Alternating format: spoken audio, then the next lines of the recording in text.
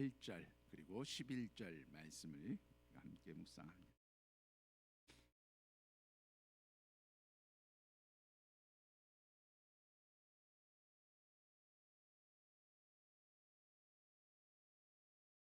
출애굽기 3장 1절로부터 8절 그리고 11절의 말씀을 한 절 더 같이 읽습니다.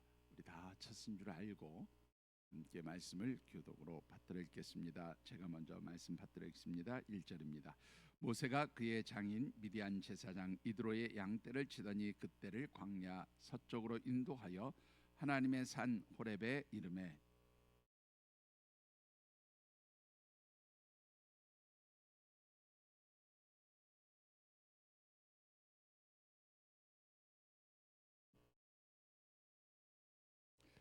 이에 모세가 이르되 내가 돌이켜 가서 이 큰 광경을 보리라. 떨기나무가 어찌하여 타지 아니하는고 하니 그때에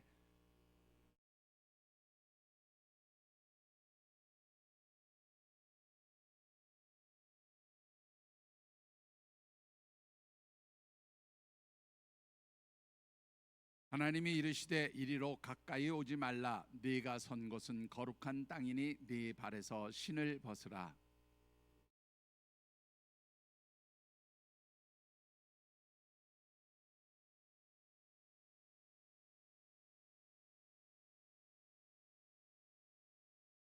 여호와께서 이르시되 내가 애굽에 있는 내 백성의 고통을 분명히 보고 그들이 그들의 감독자로 말미암아 부르짖음을 듣고 그 근심을 알고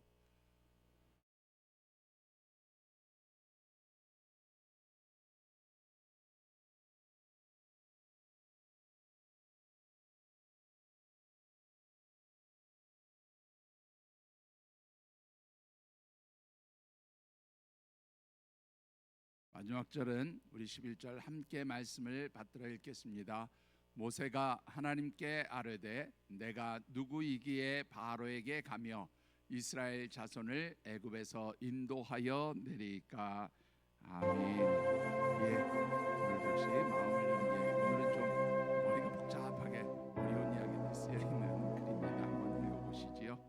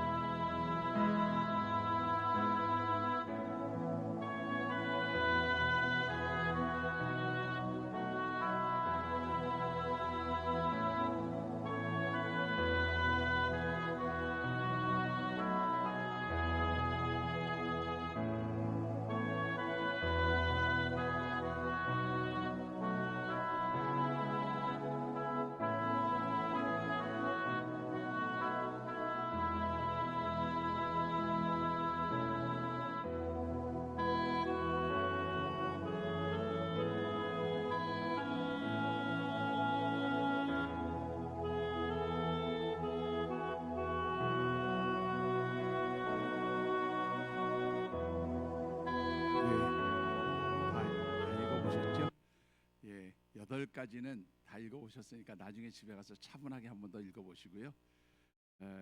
3가지로 정리하면 내가 누구인가를 분명히 하고 또 내 인생에서 가장 중요하게 여기는 핵심 가치가 무엇인지를 결정해서 내가 살아가야 될 인생의 방향을 정할 때 그 인생이 정말로 온전한 그러한 삶이 되어질 것이다. 이제 그런 이야기입니다. 그런데 이제 이 중에서 가장 중요한 게 뭐냐면 내가 가장 핵심 가치로 여기는 것이 무엇이냐. 이것을 이 하이럼 스미스라고 하는 분은 아주 중요하게 강조를 합니다. 자신이 어떤 존재인가 보다도 핵심 가치가 무엇인가를 더 중요하게 생각하라. 이렇게까지도 얘기를 하는데요. 이 책은 나온 지가 꽤 오래된 책인데 오늘 사실은 제가 영상 자료로 책 준비도 했는데 이제 뭐 까지 보시지는 않을 것 같아서 제가 따로 책 소개는 안 하겠습니다.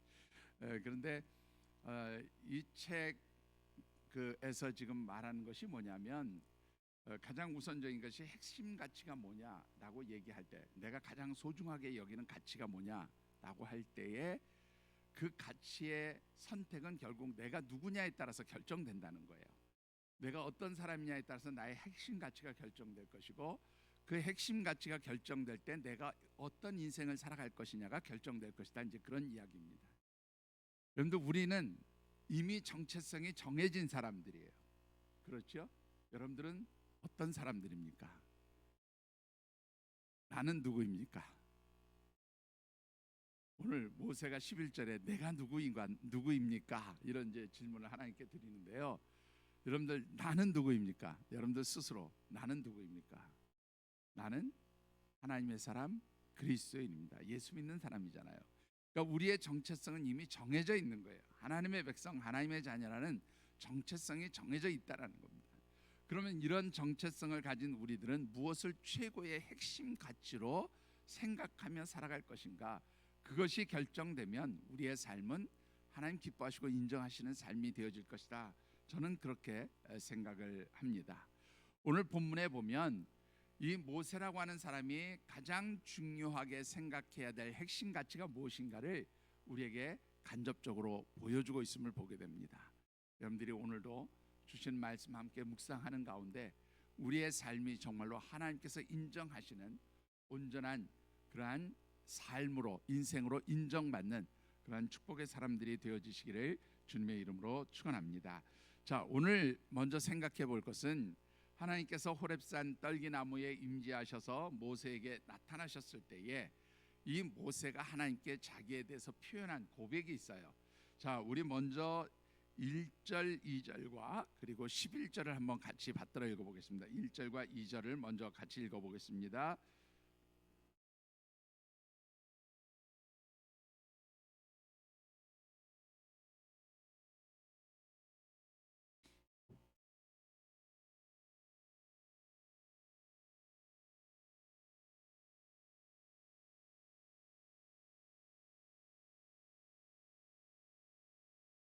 예, 그 다음에 11절 말씀을 같이 한번 받들어 읽어보겠습니다.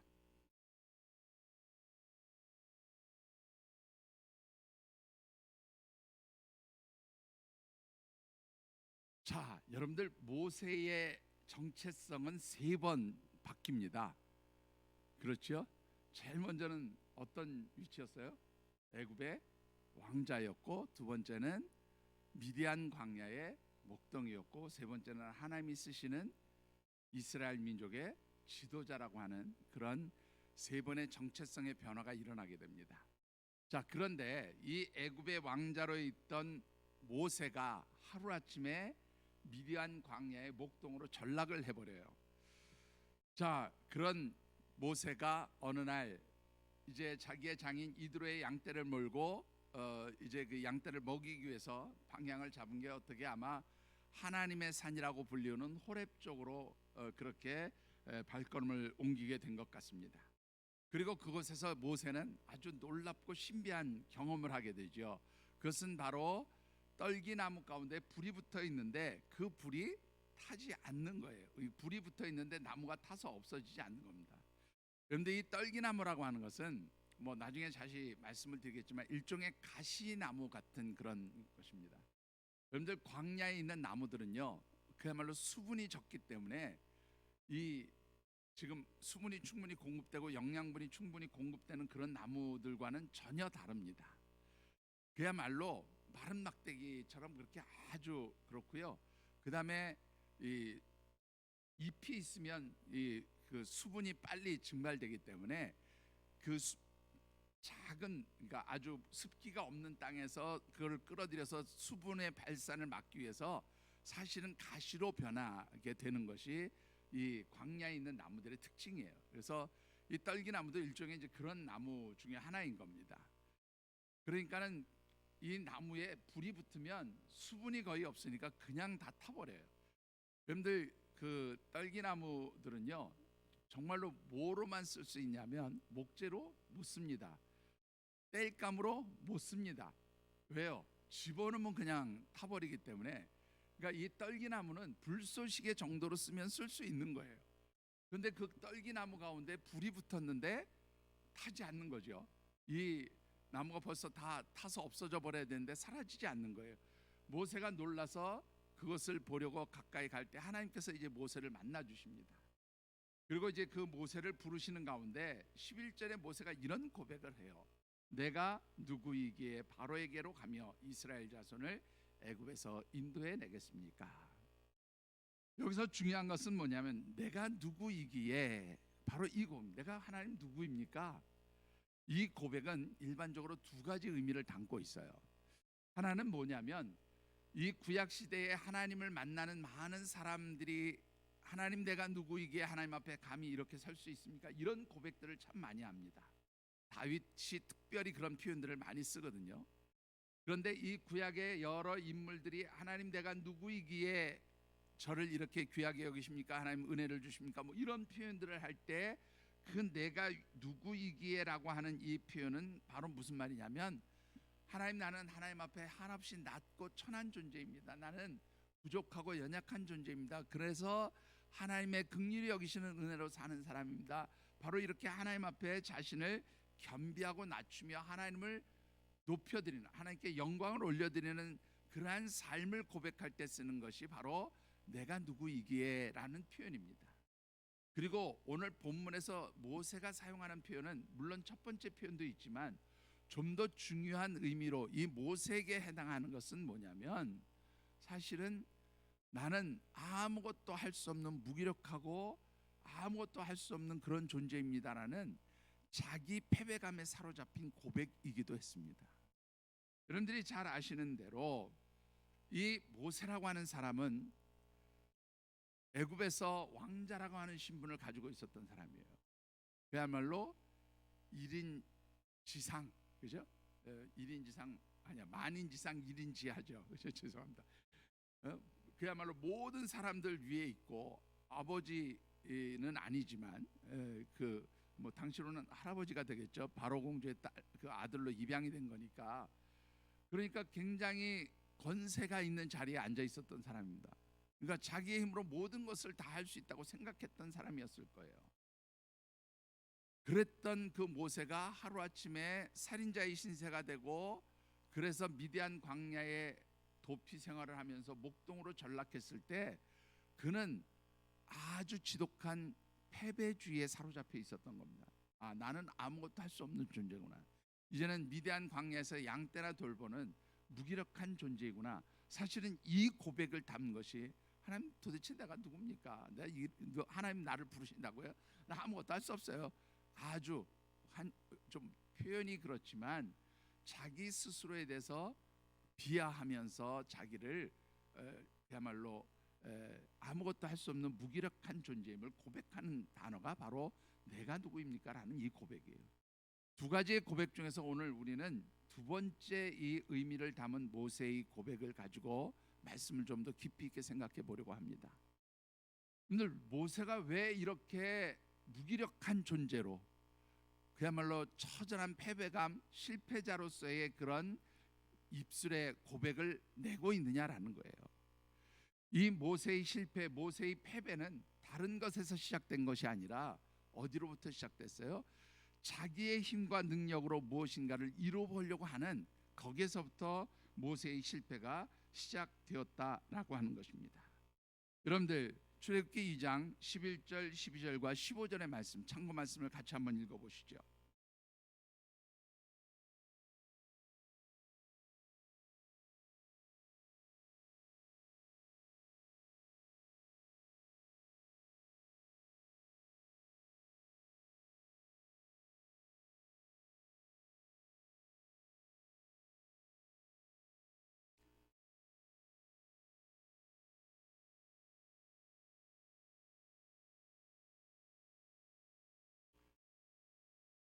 자, 여러분들 잘 아시는 11절, 12절의 내용은 그거잖아요. 모세가 어느 날 그 이스라엘 백성들이 아마 고되게 노동하고 있는 현장을 방문하게 된 것 같습니다.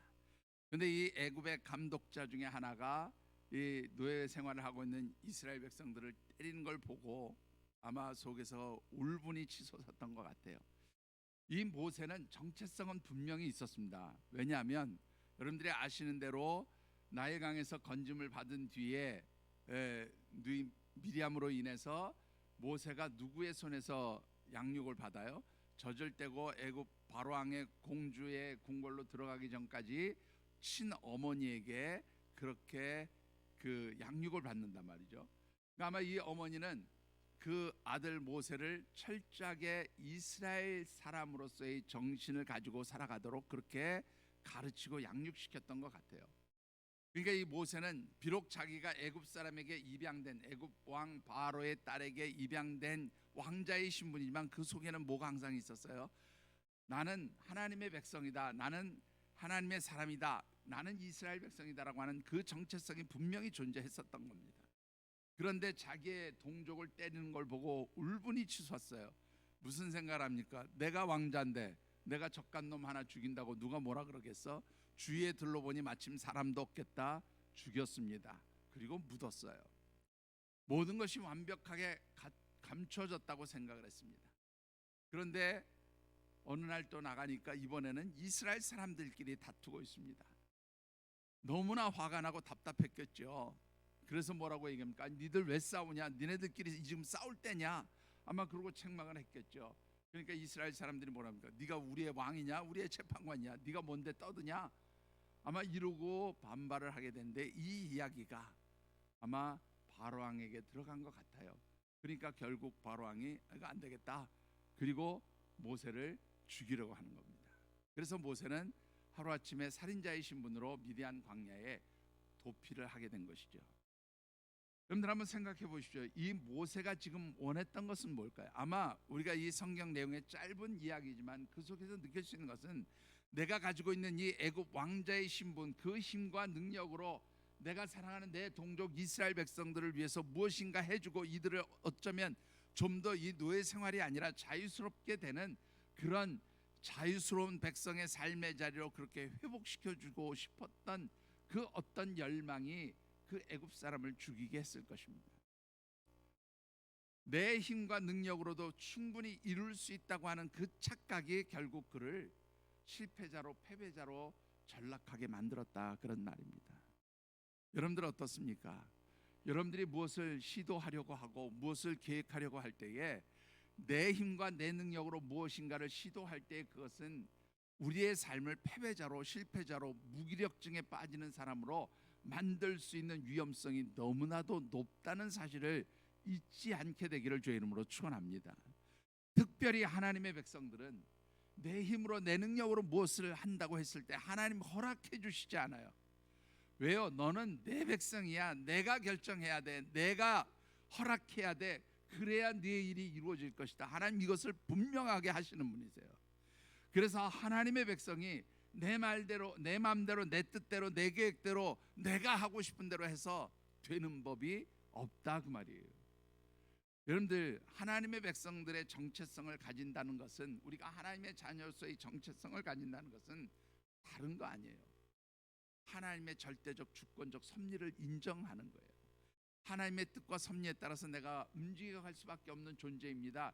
이것을 인정하는 사람이 바로 하나님의 백성으로서의 정체성을 가진 그 출발점이 되어지는 줄 믿습니다. 여러분들이 분명한 하나님 절대주권적 섭리 가운데서 내 모든 것이 하나님 손안에 있습니다를 고백할 수 있게 되기를 주님의 이름으로 축원합니다. 자, 그러면 왜 하나님께서는 이 패배자로 그렇게 무기력하게, 실패자로 그렇게 정말로 아무것도 할 수 없을 만큼 그렇게 처절하게 그렇게 자기 비하에 빠져 있는 모세를 찾아오셨을까라는 겁니다. 왜 하나님은 그런 사람을 찾아오셨을까? 여러분들 7절과 8절의 말씀을 한번 같이 읽어보시죠. 7절과 8절입니다.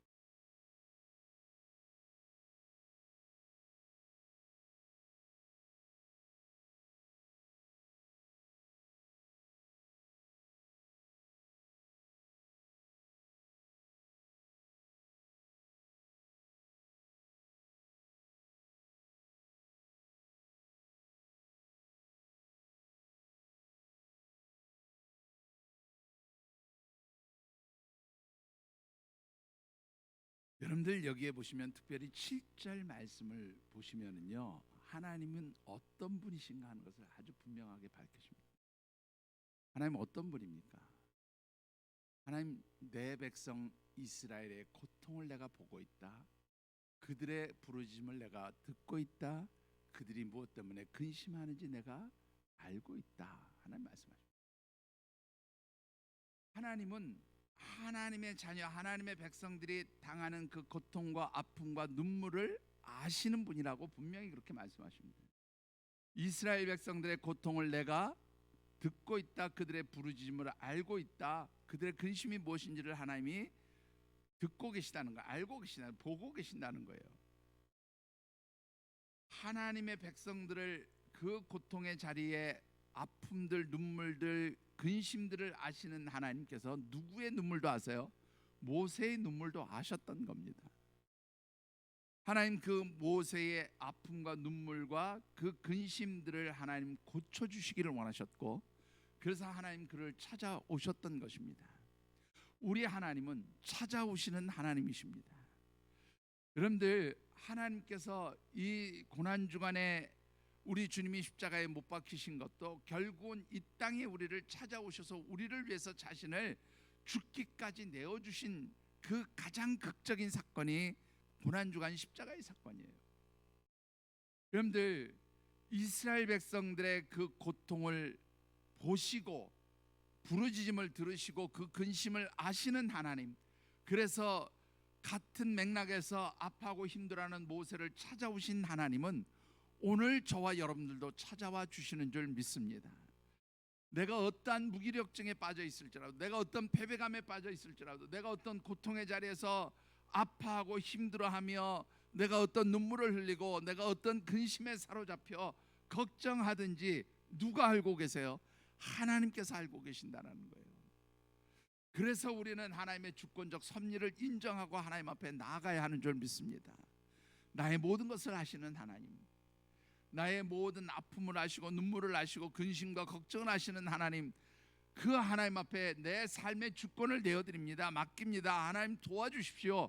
이 고백을 하나님 듣기 원하시는 줄 믿습니다. 여러분들, 오늘 이 아침 여러분들이 하나님 앞에 정말로 이런 간절함으로 나오신 줄 믿습니다. 간절함으로 하나님 앞에 부르짖고 기도하시기를 주님의 이름으로 축원합니다. 자, 그러면 하나님 우리를 회복시켜 주시겠죠. 그렇죠? 하나님 우리를 회복시켜 주실 거예요. 하나님 우리를 어떤 방법으로 회복시켜 주실까요?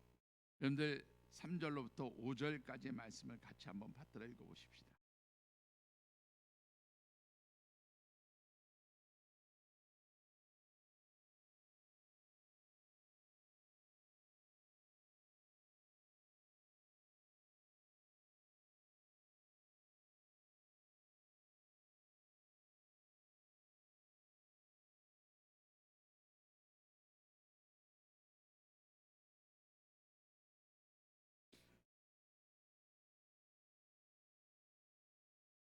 여러분들, 지금 이 모세가 하나님의 산 호렙에서 하나님을 만나는 장면 중에서 가장 상징적이고 핵심적인 사물 하나를 고르라 그러면 뭘 여러분들은 선택하시겠습니까?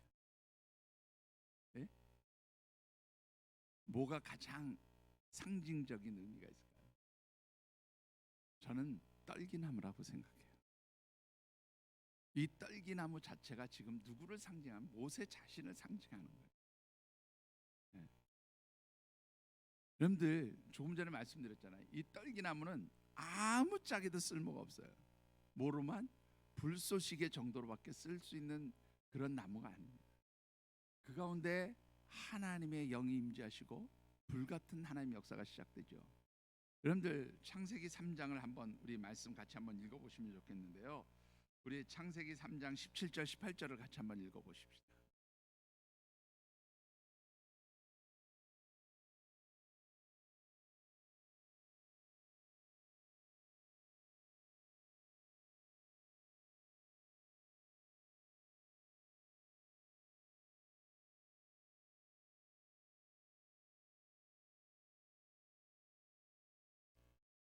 예, 여러분들 지금 인간이 죄를 짓고 하나님 앞에 징계를 받게 돼요. 아담에게 주신 하나님의 일종의 저주이죠. 근데 여기서 내가 땀을 흘려야 이제는 먹고 살 것이다. 그리고 그 땀을 흘리도록 만들기 위해서 하나님께서 무엇과 무엇을 나게 하신다고요? 가시덤불과 엉겅퀴를 나게 한다. 그러니까 땅이 거칠어진다는 거예요. 땅을 그야말로 그 가시덤불을 걷어내고 그것이 옥토가 돼서 열매를 맺을 수 있도록 내가 땀을 흘려야 된다는 거예요. 근데 여기서 특별히 말하는 가시덤불은 바로 저주의 땅에서 나오는 저주의 식물이에요. 그렇죠, 여러분들.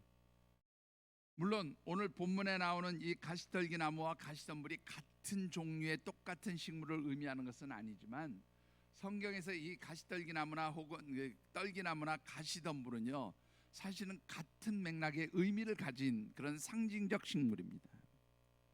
한마디로 말하면 뭐예요? 하나님의 저주를 받은 나무인 거예요. 하나님이 쓰시지 못할 그런, 하나님 쓰시지 않는 그런 것들을 상징하는 것이 바로 이 떨기나무 혹은 가시덤불입니다. 그러니까 이 저주의 상징인 떨기나무예요. 그래서 불이 붙으면 그냥 사라져버릴, 아무것도 할 수 없는 그런 존재가 떨기나무예요. 바로 그것이 오늘 이 모세의 모습이었다라는 겁니다. 그런데 이 떨기나무와 같은 그 저주의 상징이 하나님의 임재하심이 있었어요. 하나님이 불같이 임재하셨어요. 그런데 어떻게 돼요? 타지 않습니다. 하나님의 역사가 시작된 것이죠. 사라지는 존재, 저주의 존재가 아니라 하나님의 축복이 임하는 상징적 존재로 바뀌어진 거예요. 여러분들, 모세는 이제 더 이상 자기의 힘으로 무엇인가를 해낼 수 있는 사람이 아니었습니다. 그는 광야의 목동으로서 그 생애가 끝날 그야말로 떨기나무 같은 존재였던 거예요. 그런데 하나님이 그를 만나 주십니다. 그를 불러 주십니다. 그 가운데 하나님의 신이 임하게 하십니다. 그럴 때 이 모세가 무엇으로 바뀌어요? 세 번째 자기의 정체성을 바꾸게 됩니다. 하나님의 부름을 받고 민족의 지도자로 그렇게 새로운 삶을 시작하게 되어지는 것이죠. 여러분들 5절에도 한번 보시죠. 5절 말씀도 한번 같이 다시 보시면 하나님이 모세에게 뭐라고 말씀합니까? 이르시되 이리로 가까이 오지 말라. 내가 선 곳은 무슨 땅이다? 거룩한 땅이다. 여러분들, 이 하나님의 산 호렙은 모세가 일상적으로 늘 자주 드나들던 장소예요. 평범한 땅입니다. 여러분들, 늘상 그저 그가 발로 발 딛고 걸으며 지나다니던 땅이에요. 그냥 메마르고 황량한 광야, 그곳이 바로 지금 이 모세가 있는 하나님의 산 호렙의 그 상징적인 모습인 거예요. 사막의 한 부분이고요. 그야말로 드문드문 어쩌다 볼 수 있는 그러한 숲을 정도이지 정말로 아무것도 없는 곳입니다. 보통 이 시내산 혹은 호렙이라고 말하는 성경에 그렇게 나오는 하나님의 산 호렙 혹은 시내산이라고 하는 곳을 이 애굽 땅에서부터 이집트에서부터 쭉 올라가다 보면 만날 수 있어요. 여러분들 정말로 가보시면요, 나무 한 그루 찾아보기가 어려운 곳입니다. 그냥 다 바위산이고 민둥산이에요. 아무것도 없는 그런 곳입니다. 그냥 일상의 평범한 사막의 한 부분, 사막 가운데 있는 한 그런 부분이라고 얘기할 수밖에 없는 그런 곳이에요. 아무것도 아닌 그런 자리가 갑자기 뭐가 됐어요? 거룩한 땅이 된 거예요. 여러분들, 우리의 일상의 삶의 자리가 아무것도 아니에요. 그냥 이 세상 속에서 이래저래 살아가는 그런 땅일 뿐이고, 그냥 내 일상의 삶은 평범한 일상이 되어질 뿐입니다. 그런데 거기에 누구의 임재가 있으면, 하나님의 임재하심이 있으면, 하나님의 신의 임재하심이 있으면 그것이 바로 무엇으로 바뀌어요? 거룩한 곳으로 바뀌는 거예요. 하나님의 역사가 일어난 곳으로 바뀌는 거예요. 떨기나무와 같은 우리의 삶의 자리가 하나님의 도구와 쓰임을, 하나님의 도구로 쓰임 받는 축복의 자리가 되어진다라는 것입니다. 여러분들, 정말로 내 삶의 자리가 거룩하신 하나님의 임재하심이 있는, 그래서 내 삶이 거룩한 땅으로 바뀌어지기 원하시지 않습니까? 그런 역사가 오늘 이 아침 여러분들에게 일어나게 되기를 주님의 이름으로 축원합니다. 어떻게 하면 하나님의 거룩하심의 임재가 있고 내 삶이 거룩함으로 바뀌어질 수 있을까? 여러분들 5절에 하나님 이렇게 말씀하십니다. 네 발에서 신을 벗어라.